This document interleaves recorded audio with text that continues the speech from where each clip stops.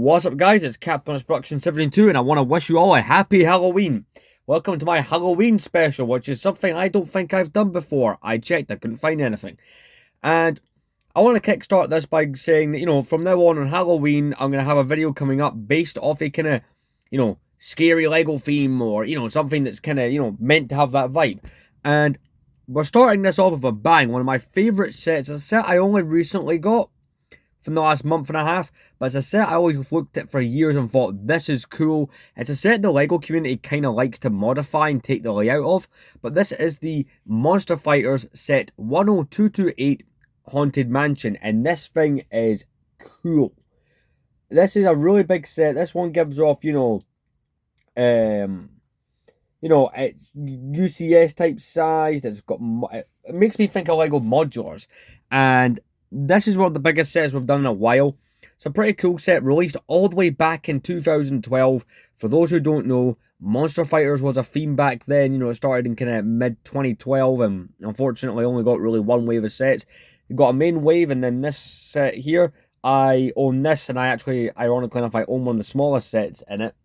But today you're getting a longer video. Happy Halloween, as I said before, or, I suppose it'd be weird if you're not watching this on Halloween, but yeah, I thought this was fitting. And, to me, Monster Fighters was cool. For me, Monster Fighters was Lego Scooby-Doo a couple years before they did Lego Scooby-Doo. In fact, Lego Scooby-Doo started in 2015, just 3 years later. But with this set, there's so much to enjoy, and it's fun because I've not looked at a really big set in a while. In fact, to be honest with you, I don't remember the last proper big set that we did. But next week, I'm planning to possibly do the Lego Back to the Future DeLorean, which is topical because this year's the 40th anniversary. I'm a bit late on that, but anyway, let's get into this one. So in this set, you get 6 minifigures, which, was kind of low for 2012. That's back when your big sets had loads of minifigures, but still really cool minifigure selection. Monster Fighters had some excellent minifigures back in the day, like top-notch stuff. But yeah, I don't have the box for this, but I'll flash it up on screen. We've been really good with the editing lately. But let's get into this set, starting with the minifigures. So first up, and you get 2 of these. Now, these are a common figure throughout Monster Fighters. This is your classic Ghost. And I don't think there's a way for me really to show you on camera, but these are the classic glow-in-the-dark Lego Ghosts that we all know and love. These are brilliant. So this is kind of one piece, kind of like how the Chewbacca minifigures work. Try to separate that is a bit difficult, but they do have the headpiece underneath. I suppose it's kind of cool for, those of you who want to do kind of custom detailing, stuff like that. But they don't actually have legs. They have a couple Lego bricks. As you can see, there was no line for the legs, which I think is kind of unique, not giving them legs. Though, to be fair, these are the only Lego Ghosts in my collection, so maybe that's the norm. But this is the piece. Pretty cool. It is that glow-in-the-dark plastic. If you put it up to a light, it will go. I did test this. But I did try filming it, just to see how it would look. Just for a few seconds. Didn't really quite work on camera for me. But you do get 2 of these guys, which is pretty cool, have them haunting the Haunted Mansion. Works brilliantly. So next up, we have this female vampire, or woman vampire, or well, there must be a term for this. I'll put it up on the screen. But she's a pretty cool minifigure, and she's got that sloped piece as legs. Now, I think that's pretty cool, because that's an early use of that. That's something that became really popular in kind of the late 2000s, or the late 2010s, early 2020s onwards. I've seen that used a lot more. At least that's when I started to notice it more, but it's kind of cool. It's not the specialized piece that we have that's more sloped, but it's a standard slope piece, and she's a brilliant minifigure. Like I said, Monster Fighters really went all out on their minifigures. If we remove her hairpiece and apparently the whole body, by the way, that is something they will do. She also has a glow-in-the-dark head, it appears. It's got that glow-in-the-dark material. But she does have a second face that I'm going to show you guys now. So you turn it around, you put that back down, you got her other face, or more angry, more I'm going to get you type face. Pretty cool looking minifigure. And to go with her, we get Mr. Vampire. Now this is pretty cool, classic scary Lego vampire. I love the way this looks. Again, Monster Fighters just has some of the coolest horror-esque minifigures in the sets. And, he's got that cool, he's got the 2 capes, which, that's 2 different pieces. Very Very cool. Got the swept back hairpiece and whatnot. Got the angry face I've got going on him. If I remove the hair and turn his head around, you will find a more kind of angry, but at the same time kind of calm, content kind of facial expressions. How I look at that. So some nice printing on there that kind of goes through down. The waistcoat printing on this is really well done. I really do like that. Again, like people I've spoken to describe 2012 like that year's like minifigures aren't as good as they are now. Not gonna say that's completely untrue, but like they still looked pretty damn good. And we've got 2 more minifigures to go. Next up, we have the zombie waiter, which is pretty cool. He's got a tray. He's the first one to actually have an accessory that they give you for the character. I suppose the other guy doesn't have an accessory, but there's some cool stuff within the house that they have. He's got the 2 drinks there. He does not have a double-sided head. This is a cool piece, to make it look like more swollen and more stitched up, which is pretty damn cool. Again, no second facial expression. Got some back printing on there for his like tuxedo. But that is a cool minifigure, Again, not the most memorable figure, but as I've been saying, Monster Fighters really did cool minifigures. Let's go on to that final one. Now, weirdly, this zombie chef is one of my favourite minifigures, and there's actually a good reason for that. And I'm going to see if I can find it here to put up on the screen. But this looks like a direct zombified version of a minifigure from like Lego City kind of around 2009-10. The chef minifigure who has a like kind of hot dog cart type thing. That's what he looks like to me. I'll try and find it, put it up on the screen, let you guys see it.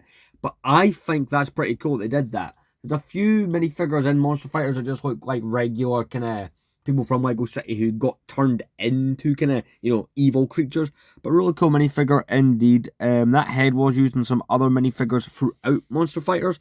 But again, a really cool minifigure. Very happy. In fact, you can see kind of behind in the foreground, on the bases, those little kind of columns, more or less the same face, which is kind of cool. The house is looking at you. But we'll get into that in a moment. Pretty cool. Let's get into that gate. So getting into our first part of build is this gate. Now, it's kind of a basic build, but I really do love these specialized pieces.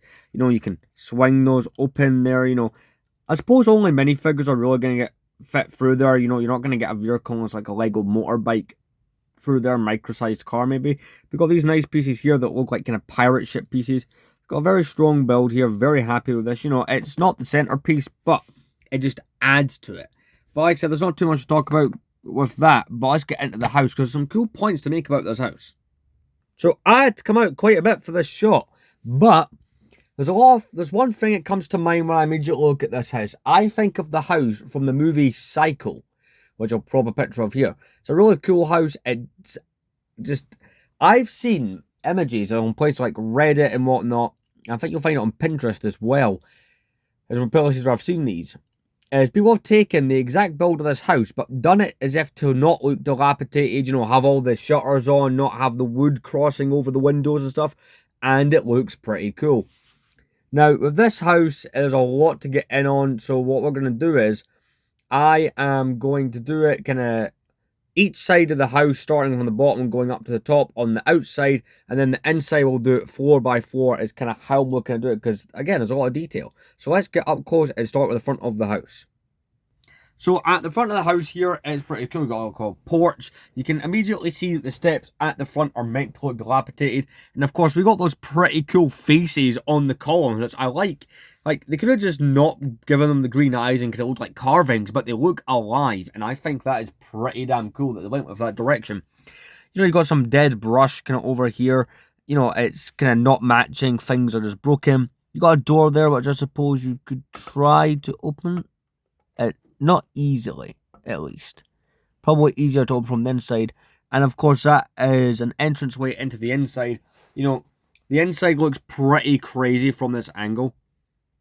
But yeah, you can kind of briefly see some of the, ruined floorboards. You see, we've got 2 windows here. One has just a plain plank over it. The one actually has woody detail, which, from what I gather, those are just stickers. Again, I bought this set used. Funny fact, when I bought this set used, it was completely together, wrapped so tightly in shrink wrap. The only thing I actually had to build when this arrived was the gate, which I was quite surprised at. But yeah, we're going to close that door on up there, and we're going to go up to the next level. So up here on this level, we've got two shutters. One's blasted open and the window underneath is missing. We've got this one here which is covering up, but that one has one window missing as well. And this one just has one window missing but at the top and the plank over it. And it's got this little porch bit that I suppose maybe isn't really a porch, it's like the roof for the porch. But I suppose if you really wanted to, you could put minifigures on there just because, you know, well, why not? You know, you can do it. Just gonna remove those. Pretty cool. Weirdly, this set does have some slight dust. I did clear it up for the most part, you know, where I could. But this set hasn't gotten too dusty, weirdly, from sitting on my shelves. But it's nice, you know, we've got some of those bricks in there, the detailing ones, you know, to make it look some of the plaster, some of the rough cast has come off the walls, which is pretty cool. Moving up to the next level. So up here, again, we have different variations, some with detail, some without. And, you know, it's kind of, you can have some minifigures having a kind of walk around, try to, you know, tiptoe around, and apparently throw that tray over. But, you know, if they're kind of tiptoeing around, trying not to fall, you know, you could have them kind of set up that way. You have to, like, you know, kind of keep their backs in type stuff.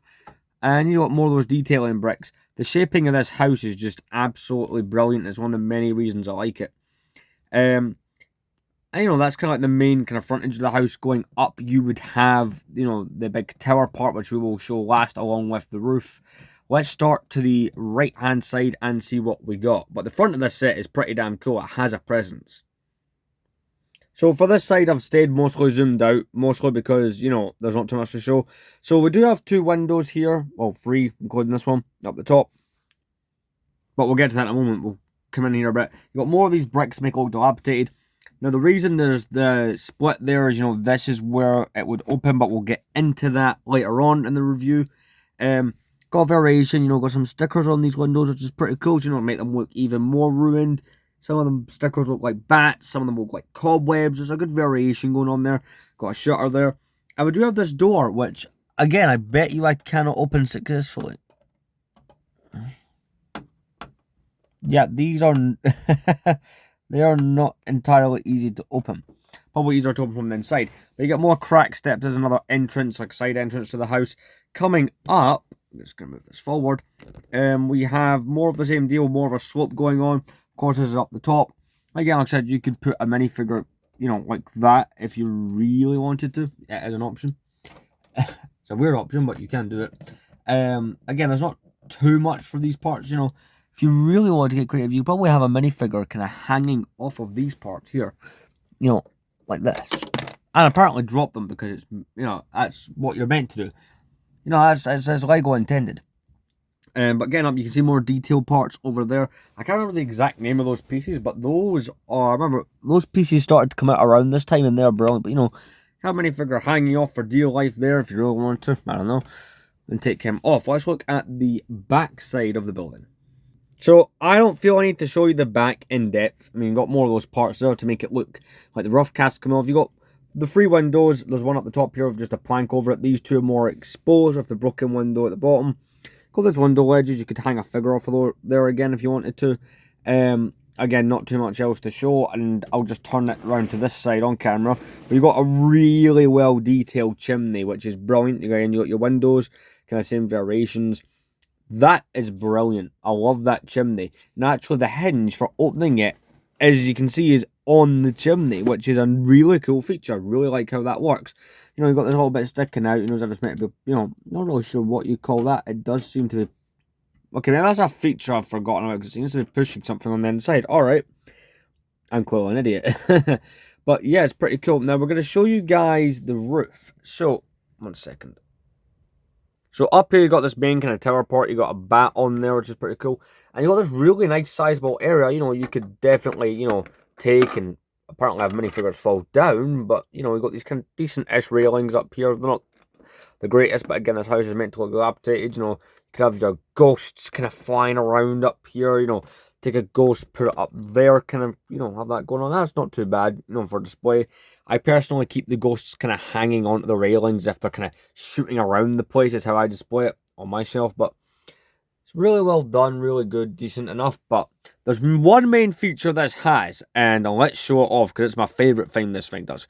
Because keep in mind, this set is like primarily a display set, but it does have a cool feature. So here's the bit that makes this cool and probably in a way iconic. So you simply, there's no lock, there's no sticking mechanism. You simply open it up and your interior is revealed. And all I got to say is, how damn cool is that? I mean, I think that's amazing.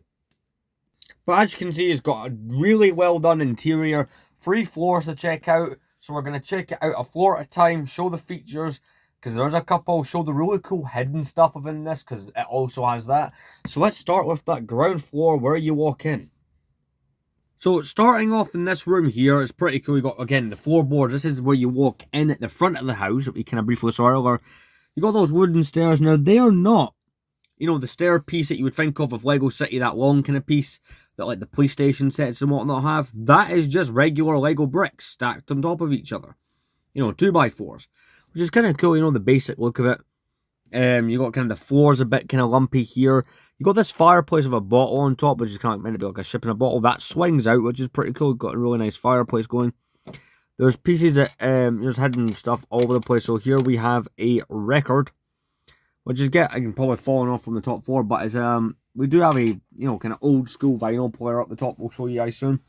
But that's what you get there. Moving across, and you cannot walk directly into it. That is obviously a solid wall, but if the house was closed up, it would make more sense. We come to the next room. And that next room is a cook's area. You can immediately see we have a big spider web. We've got a snake in the cooking pot, which is pretty cool. And, you know, that other door that we saw at the side must just be for the chef. Private entrance. That's his door. Door's a bit stiff, but again, this is a 13-year-old set that I bought used. For all I know, it could have sat built for the last 13 years. But pretty cool, you know, we're going to take our zombie chef. We're going to get him in there. We're going to get him to work at the stove. There's nothing in the stove, but, you know, we can have him just there, you know. He's going about his business. He's getting stuff done. Not too much else to say. Is when you get to the upper floors, it starts to get really cool. So we're going to go back to the other side. In fact, no, we'll go back to the other side. It's one of my favourite parts. You know, you come up the stairs. You got this little bit, you know, you've got the kind of quill in the little jar. You got the stool. You got the little letter. So someone's writing a letter. You got that bit. You can walk up to the window, like directly up to it. Kind of concave area, which is pretty nice. It's a nicely detailed floor indeed. I really like it. Like, it's basic, but it's got the banister. It's basic in the way that makes sense. If you come round it here to an angle, you can see a, you know, tile. Again, this is a sticker, but we're going to take it off to show you and drop it because it's me. And, you know, it is meant to be a painting of a werewolf character who is in a Monster Fighter set. So that is topical. And watch me not be able to get this back in there properly. But yeah, that's all the detail you got on that floor. It is a pretty well done floor if you ask me. Let's move to the next part. And here we are in the room with the world's most uncomfortable looking bed. You know, no wonder these vampires look so mad. So, you know, we can take the minifigures. We can take the vampire's bride. Maybe we'll just call her that. You got some more things on the wall. You got Frankenstein there on the wall. You got a mummy there. And on the other side, you got Mr. Vampire. And on the other side, next to the vampire, is another minifigure from Monster Fighters, who's like the corpse bride type thing from like the Frankenstein's monster set. So we're gonna take her. We're gonna, you know, put her in there in the bedroom, like so. Sorted. Again, it is a bare frame bed. You got a bone inside that little glass thing there, but we have a closet and. I'll be surprised to me because I don't remember if there is anything in this. Open the little closet there. There's absolutely nothing. It is very tiny, 2 studs wide. You could not fit a minifigure in there if you wanted. Above the bed, we got some nice thing. Like, it looks like antlers to me. As if it's meant to be one of those deer things, but it's dead. Got 2 torches. Again, you got those kind of parts for the detail, make the wall look like it's falling apart. You got a plant there in the corner. Again, pretty cool. Like I said before, I've seen people who have modified this house to look like it's not falling apart.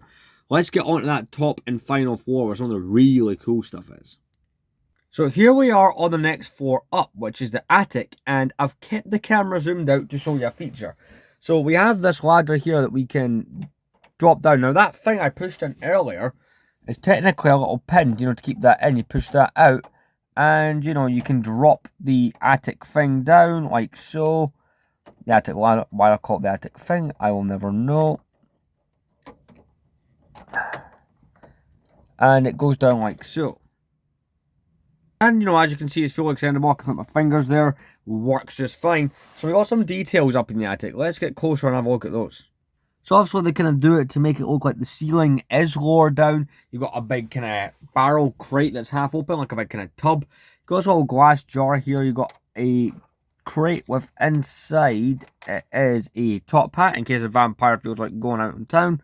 It's pretty cool. You've got two boxes there that both have printed things on them, like tiles. I'll take the tile off and show you. So this one, for example, says this monster attack with the bats. The other one just says basically the same thing. So yeah, that one's a more basic one. But the next room, that's where some of the really crazy stuff is. So on the next room we have this, or keep in mind these are like the other halves of the room. This is where we got some of the cool stuff. So you got that record vinyl thing I showed you earlier, connects up to this. Just gonna try and pull it out without breaking it. We have this vinyl player, which is quite cool. And you know, those pieces are really nice. I do like those. They say Monster, it says Monster Rock on them. And you can take that out, you can place it in. It does come apart quite easily, I will say that. I'm being gentle here. Excuse me, this is a set from 2012. And that's before Lego fixed their plastic issues with brown and the old dark red. We've got a regular Lego skull there in this jar. It's pretty cool if I can get that up. You know, that's meant to be a heart in there. Check that out. Pretty cool. I'm just going to put that over at the side there. And you know, we can see up there we've got some jars, some glasses. We've got a wine glass kind of over this way. You can see there. So we've got two more cool things to show you in this. We have, excuse me, a musket. And we have what is like, looks like an old-timey helmet, like for a knight. Which makes me think of the Scooby-Doo episode, the first one, What a Knight for a Night. Only, you know, it's silver rather than black, and it's got the, you know, it's the green kind of feather rather than red, but it's the same kind of idea, which is pretty cool. And, you know, that's pretty much it for the inside. It's a really well done inside. I really do like it. You know, that's kind of what this set, for me, it was the main selling point, and that's probably why I wanted this set for so many years.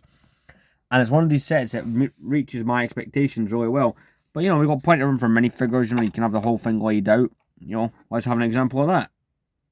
I do have a ghost in the lower room and the zombie chefs there, but I put the other figures in. You do have enough figures in this set to fill out, you know, one room of each, you know, one figure for each of the rooms. But again, it's a really nice interior, and I feel like Lego will never do one this cool again. So let's move on to those instructions. But, you know, just have that one last proper look at this brilliant interior. And this will show you why it's one of my favourite non-Star Wars sets. It's a pretty cool set. Let's look at those instructions. So, as far as instructions go, you get 3 booklets. Annoyingly, and I tore the place apart trying to, I don't know where one of mine is. So I've only got books 2 and 3 here. So I do apologise for that. But, you know, you can see the art that you would have got from the box is pretty cool. It's honestly a shame that Lego Scooby-Doo's builds were not this good. And, you know, that theme did have its own Haunted Mansion build, which is alright, but not anywhere near this thing's level. And, you know, something I've done on the shelf is actually put the Scooby-Doo minifigures in this set, and that is a solid look. But, you know, I really do enjoy how this set turns out. You know, the end of booklet 2, again, I'm sorry I can't show you one, had this really cool art, and it shows you other sets from that. You got the Vampiric Castle, the Ghost Train, the hearse, the kind of science lab one. You got the tree with the werewolf. You got that mummy kind of thing with the horse, and that's the other set I do own now. The whole thing with this was the moonstones, as you can see them fighting over here. This theme to me is one of the coolest forgotten. I say forgotten, it's not often talked about. We've got any art inside this other one. Let's check. Inside the other one we have, just showing you the complete build. Kind of weird how they put the art in number 2. Let's go to the outro. So, I suppose the ultimate question is this set worth it? I say 100%. Granted, I paid about, what, $230 for mine? Something around that ballpark? I'd say that's worth it. These sealed are worth about $500. But I don't think a lot of people bought this set back in the day, but I think Monster Fighters is a hidden gem of a Lego theme. And, you know, every Halloween, until I run out of sets, I do plan to bring you more reviews on these sets. And personally, something I've done, I'm actually going to go grab it just to show you, is I like to put on the shelf the mystery machine next to this. Just going to show you that for fun. See, again, I wish Lego Scooby-Doo did things this well, but unfortunately, it didn't. And, you know, I think Monster Fighters, for what it was a great theme. Granted, you know, I've not done the other sets yet, but I have owned on in the past, and I've held and seen a lot of the sets, and I do plan to review them. But, you know, I recommend this set. I give it 9 out of 10. The only thing I could have maybe wanted, right, from this set, which is the only Monster Fighters set that doesn't, is all the other ones have a hero, you know, who's trying to defeat the ghost or werewolf or vampire. This one doesn't give you that, but I suppose you would have got that, you know, from buying other Monster Fighter sets. For example, you know, this is the smallest proper set that wasn't a polybag, you know. You got your monster and you got your hero. This is a pretty cool set from back in the day.